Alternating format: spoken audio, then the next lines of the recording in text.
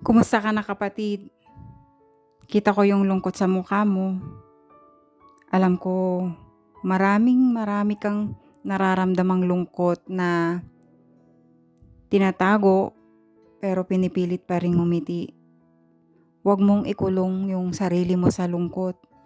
Oo, wag na wag. Yung kalungkutan, bisita lang yan. Hindi dapat tinitirhan. Pwedeng umiyak, pwedeng masaktan, pero hindi ka pwedeng manatili dyan habang buhay. Bakit hindi mo dapat ikulong ang sarili mo sa kalungkutan? Una, kasi hindi ka ginawa para lang magdusa. Ginawa ka para mabuhay, para tumawa, para umibig, para mangarap ulit. Ang kalungkutan, parte lang yan ng kwento. Hindi yan ang buong libro mo. Pangalawa, kasi habang nakakulong ka, ang daming namimiss mo. May araw na sumisikat, may taong nagmamahal sa'yo, may bukas na naghihintay, pero hindi mo makikita yan kung ang tingin mo lang ay sa pader ng sakit mo. Pangatlo, kasi ang kalungkutan pag matagal mo nang tinago, nagiging kulungan na. Sa una, natural lang, pero pag hindi mo hinahinayaang lumabas, nagiging tanikala mo na. At ang tanikala, ikaw lang din ang pwedeng magkalas. Paano ka ba lalaya sa kalungkutan? Una, umiyak ka. Pero pagkatapos, bumangon ka. Bigyan mo ng oras ang sakit. Pero bigyan mo rin ng oras ang paghilom. Hindi mo kailangang magmadali, pero kailangan mong magsimula. Pangalawa, kausapin mo ang taong mapagkakatiwalaan mo. Ang sakit pag sinarili mo ang bumibigat sa dibdib mo. Pag ibinahagi mo, gumagaan. Hindi ka pabigat, tao ka lang na nasasaktan at kailangan ng kasama.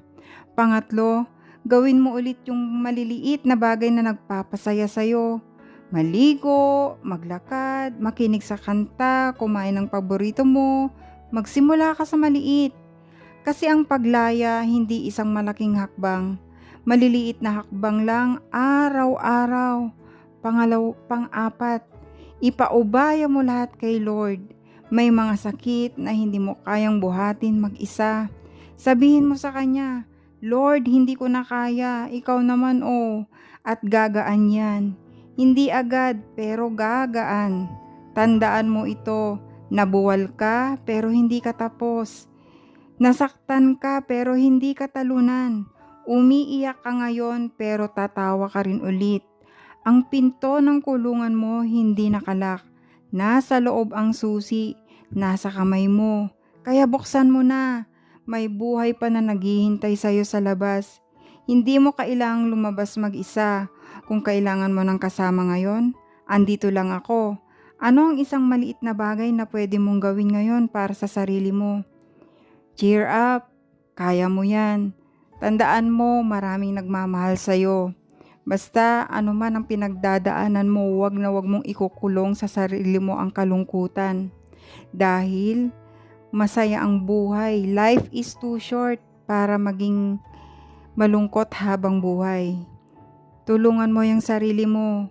Kung wala man ang mga taong mahal mo, tulungan mo yung sarili mo at isuko mo lahat kay Lord.